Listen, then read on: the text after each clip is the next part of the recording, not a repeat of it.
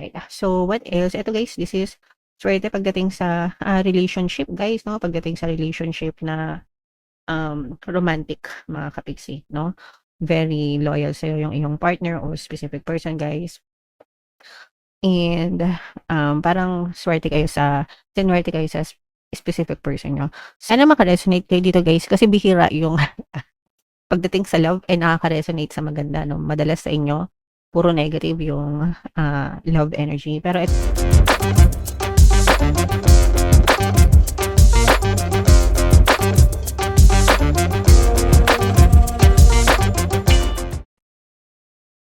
hello guys, hello Sagittarius. Welcome back to Pinoy Pixie Tarot. Ang pamagat ng episode natin for tonight is mid-month kapalaran para ngayong July 16 to 31 para sa Sagittarius, Sun, Moon, Rising sign, and Venus.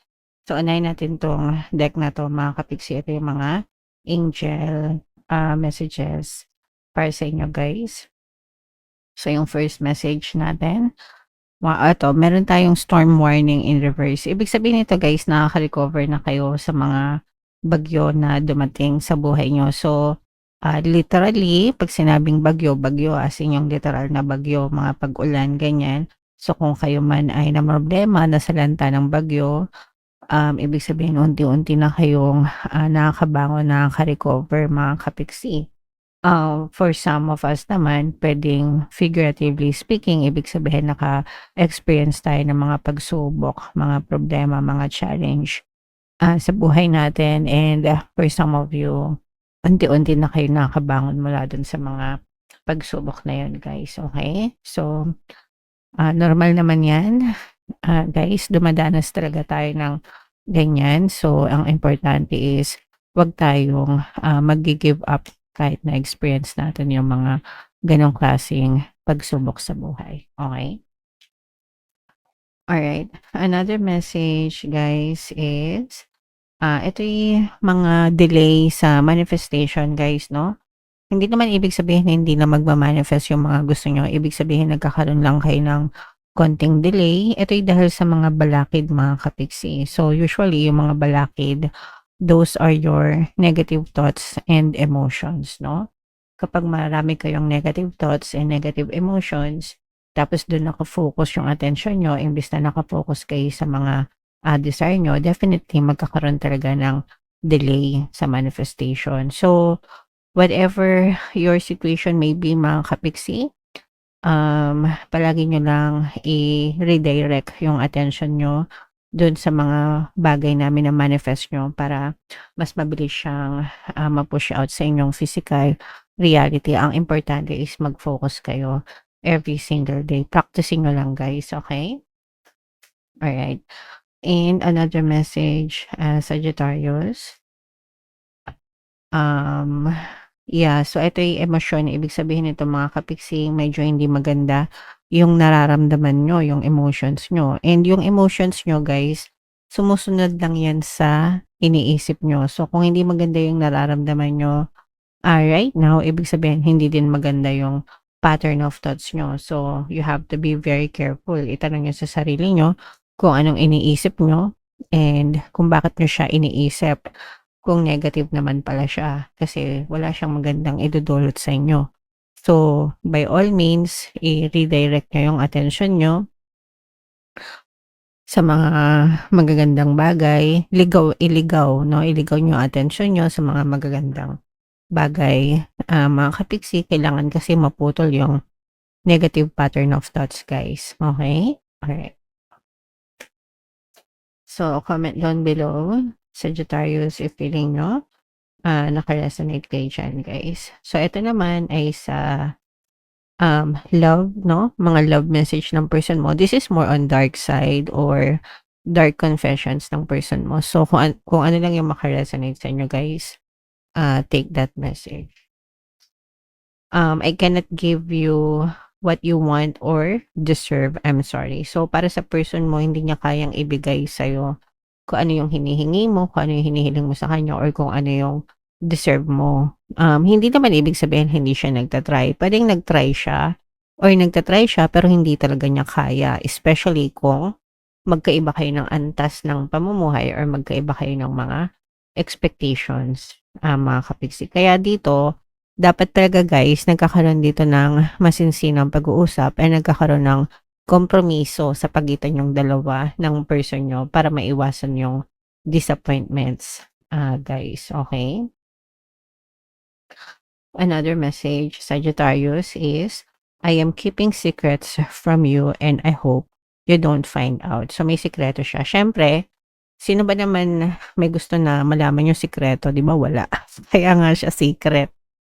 So, meron siyang sikretong tinatago kung ano man yung sikreto na yun, mga kapiksi. It may be good, it may be bad, but siya lang yung nakakaalam nung, sikreto na yun.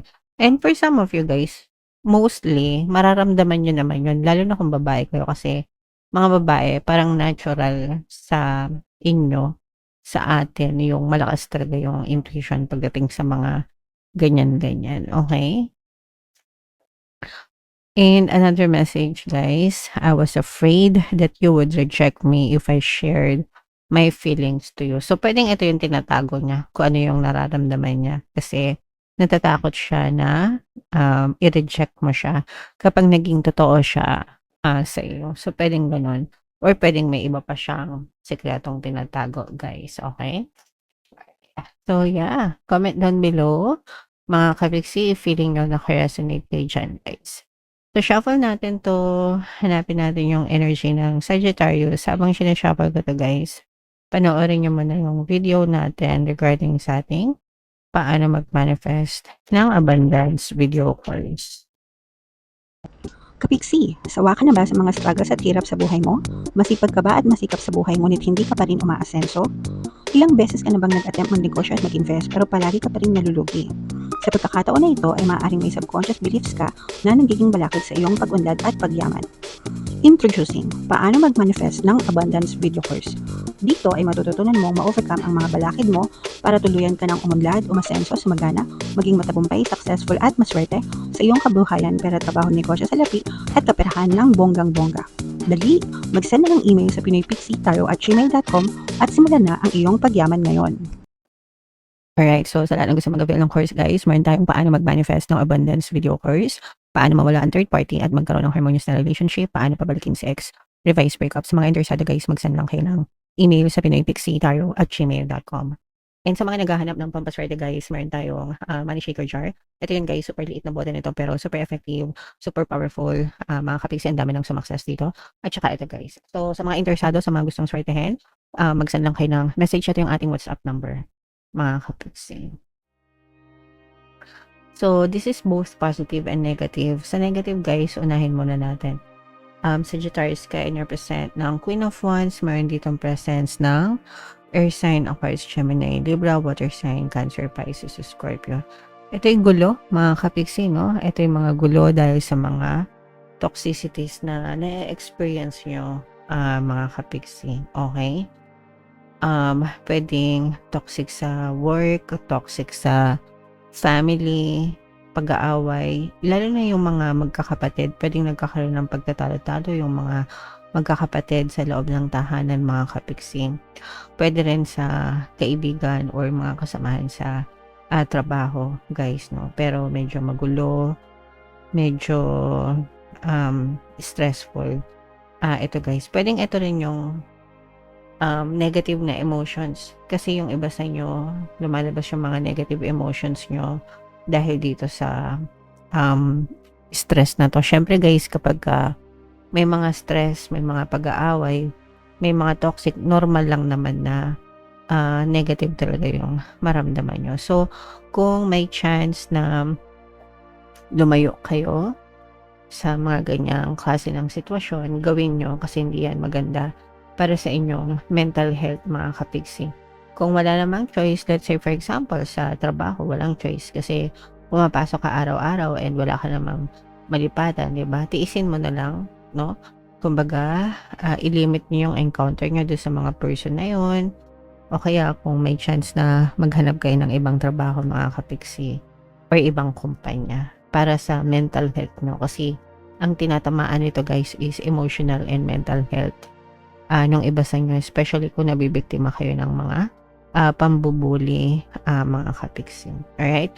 Ito rin yung reason kung ba't yung iba sa inyo is nag-iisip talaga, no, na lumipat. Yung iba, actually, yung iba sa inyo, naghahanap ng trabaho, naghahanap ng malilipatan, at saka nag-iisip kayo ng ibang source of income, guys, kung mag-eempleyado pa ba kayo or maghanap kayo ng ibang source of income, like, kunwari, work from home setup, baka gusto nyo mag-freelancer na lang or magtindahan or whatever, guys. Kahit ano. Kasi yung iba parang nagiging traumatic din sa inyo na nakaka-experience kayo ng toxic na environment. Kaya parang gusto nyo na lang mag-work alone, no? Yung sarili lang, ganyan. So, mag-explore lang kayo ng opportunities, mga kapiksi, kasi mamamanifest nyo rin kung ano yung para sa inyo, no? Hindi naman yan madali sa simula, guys.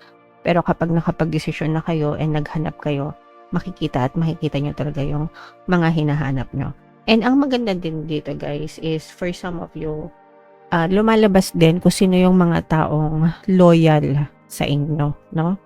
May mga taong may conflict kayo, pero meron ding mga tao na loyal sa inyo.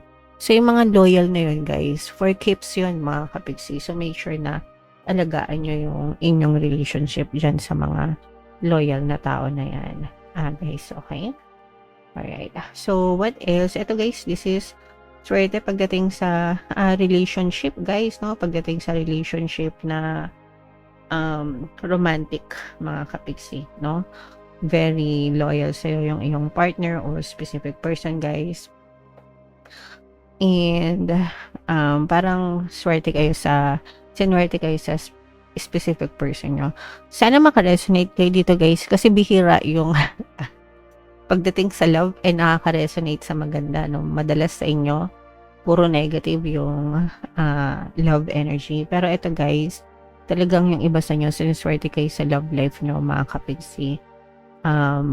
Loyal, very loyal yung person mo, and dinadamayan ka niya sa mga panahon na down ka. Siya yung tumutulong sa'yo para i-uplift ka.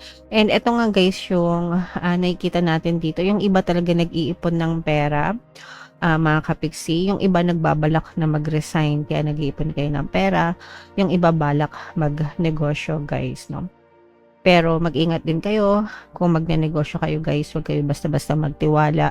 Make sure na mga legit yung mga suppliers or yung mga business partners na kinokontak nyo para maiwasan din yung ma-scam kayo, mga kapiksi. Okay? Alright. So, yeah. Comment down below. Ang swerte nyo, guys, ngayong panahon na to is swerte sa relasyon, mga kapiksi. Okay? Alright. So, yeah, i-claim nyo na yan, guys. And comment down below if naka-resonate kayo. And for more tarot readings, ito yung playlist nyo. Ito naman yung ating success stories ng paano mag-manifest ng abundance video course. Panoorin nyo itong video natin, guys, about money shaker jars. Thank you for liking, sharing, and subscribing. See you next time, guys. I love you all. Have a nice day. Bye-bye.